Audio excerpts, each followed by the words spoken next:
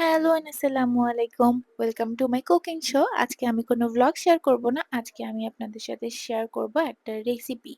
আমি তো আমার ব্লগের মাঝখানে অনেক সময় অনেক ধরনের রান্নাবান্না দেখাই। বাট কোনো প্রপার রেসিপি আমি আপনাদের সাথে শেয়ার করি না। আজকে ভাবলাম যে কেন না আমি একটু চেষ্টা করি আপনাদের সাথে একটা রেসিপি শেয়ার করার। যদিও আমি কখনো কোনো ট্র্যাডিশনাল ওয়েতে রান্নাবান্না মেইনটেইন করি না। যদিও দাওয়াত দিলে সেটা একটু আলাদা। তখন চেষ্টা করি প্রপারলি সব রান্নাবান্না করার জন্য যেন একটা অরিজিনাল টেস্ট আসে। বাট আমি রেগুলার বেসিসে বাসার জন্য যে ধরনের রান্নাবান্না করি সেখান থেকে আমি একটা রেসিপি আপনাদের সাথে শেয়ার করছি। আজকে আমি রোস্ট রান্না করব। আমি বেশ অনেকদিন ধরেই কতগুলো চিকেন এনে রেখে দিয়েছিলাম রোস্টের জন্য। এখানে আমি ৪ টা মুরগি নিয়েছি আর প্রতিটা মুরগি আমি ৪ টুকরা করে কেটে নিয়েছি।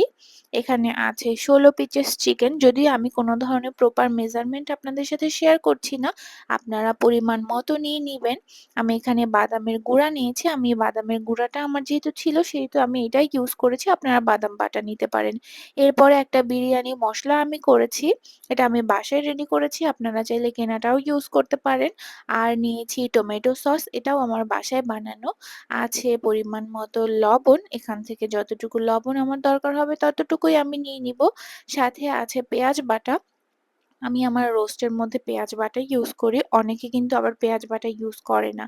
এখানে আমি দিয়েছি টক দই আর সাথে আছে আদা রসুন বাটা। আমি আদা আর রসুন সবসময় একসাথে ব্লেন্ড করে রাখি। জন্য আমার আদা রসুন একসাথেই থাকে। আর নিয়েছি ১ গ্লাস তরল দুধ। আমি এখানে তরল দুধটা ইউজ করছি। আপনারা চাইলে গুঁড়া দুধ পানির সাথে মিক্স করে ওইটাও ইউজ করতে পারেন। তো এই ছিল হচ্ছে গিয়ে আমাদের ইনগ্রিডিয়েন্টস। এখন আমরা চলে যাব রান্নাবান্নায়। এখানে আমি একটা কড়াইতে তেল দিয়ে নিয়েছি আর তার মধ্যে আমি গরম হয়ে যাওয়ার পরে আমি দিয়ে দিয়েছি পেঁয়াজ, কাটা পেঁয়াজ। এখানে আমি একটু বেরেস্তার মতো করে ভেজে নিব। যদিও আমার বেরেস্তা ভাজতে একদম ভালো লাগে না কারণ অনেক বেশি সময় লাগে আমার মনে হয়। তো পেঁয়াজটাকে আমি একটু গোল্ডেন করে ভেজে নিব। আর পেঁয়াজ ভাজতে দিয়ে আমি এদিকে আমার চিকেনটা একটু কিভাবে মেরিনেট করেছি সেটাও আমি আপনাদের সাথে শেয়ার করি। এখানে আমি প্রথমেই একটা কাঁচের বোলে সবগুলো চিকেন নিয়ে নিয়েছি। এরপরে আমি একে, একে সব মসলা এড করে নিব। প্রথমেই আমি দিয়ে নিয়েছি আদা রসুন বাটা, তারপরে দিলাম লবণ। এরপরে আমি এখানে এড করছি টমেটো সস, তারপরে এখানে দিয়ে দিব আমি টক দই। আর এরপরে আমি অল্প পরিমাণে আমার বিরিয়ানির যে মসলাটা করেছিলাম সেটা দিব। পুরোটা কিন্তু আমি এখনই এড করব না। এরপরে খুব ভালোভাবে আমি এই চিকেনটা মেরিনেট করে রেখে দিব বেশ অনেকক্ষণ, বেশ কিছুটা সময়। আপনাদের যদি হাতে সময় না থাকে তাহলে ০.৫ ঘন্টার মতো রাখলেও চলবে। এরপরে আমি এখানে দিয়ে দিচ্ছি আমার যে পেঁয়াজ বাটা ছিল সেটা। এগুলো একসাথে করে কিছুক্ষণ রেখে দিয়ে দেন আমার পেঁয়াজ যে আমি বেরেস্তার মতো করেছি সেখানে আমি চিকেনগুলো একে, একে করে দিয়ে দিব। আর এই সময় চুলার ফ্লেম কিন্তু একেবারে হাই হিটে রাখতে হবে। মোটামুটি হাই হিটই বলা যায়, মিডিয়াম হাই হিটে রাখতে হবে। কারণ আমরা চিকেনটা কিন্তু ভেজে নিইনি। তো আমরা এখন মসলার সাথেই মোটামুটি চিকেনটা একটু ভাজা, ভাজা করব। ততক্ষণ পর্যন্ত আমরা এর মধ্যে কোনো ধরনের পানি বা অন্য কোনো কিছু এড করব না। এটা যখন একটু ভাজা, ভাজা হয়ে যাবে তখন আমরা এখানে আমাদের যে মেরিনেট করার বাকি মসলাটা ছিল, আমরা শুধু চিকেনটা নিয়েছিলাম। এক্সট্রা যে মসলাটা রয়ে গিয়েছিল সেটা কিন্তু নিইনি। ওইটা আমরা এখন চুলার মধ্যে দিব এবং এই মসলার সাথে চিকেনগুলো আমরা বেশ ভালো অনেকটা সময় নিয়ে কষিয়ে নিব। খুব ভালো করে কষিয়ে নিব আমরা এখানে। এখানে দেখতেই পাচ্ছেন আমি কিন্তু কোনো ধরনের পানি এড করিনি। বাট হালকা, হালকা পানি কিন্তু চিকেন থেকেই বের হচ্ছে। এরপরে আমরা খুব ভালো করে ঢেকে দিব। চিকেনটা ঢেকে দিয়ে আমরা একটু পর, পর উল্টিয়ে পাল্টিয়ে নেড়ে নিব। আর এর মধ্যে দেখা যাবে যে আমাদের বেশ খানিকটা পানি কিন্তু চিকেন থেকে বের হয়ে যাবে।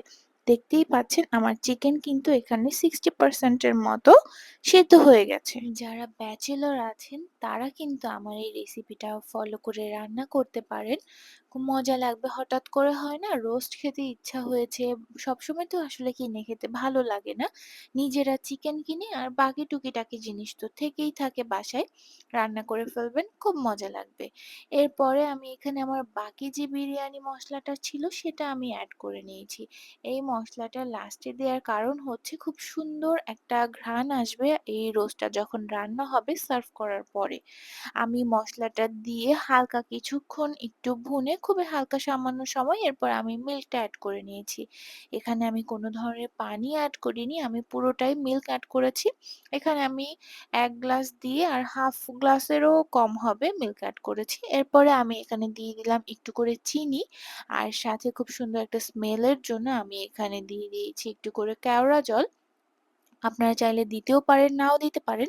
আর এরপরে আমি যতটুকু মিল্ক এড করেছি ওইটা একেবারে চিকেনের গায়ের সাথে লেগে যাবে। এই অবস্থায় আমি চিকেনটা নামিয়ে নিবো। আমার চিকেন হয়ে গেছে। এই অবস্থায় আপনারা চাইলে একটু করে বেরেস্তা এড করে দিতে পারেন সুন্দর পরিবেশন করার জন্য। বাট আমি এখানে বেরেস্তা এড করিনি।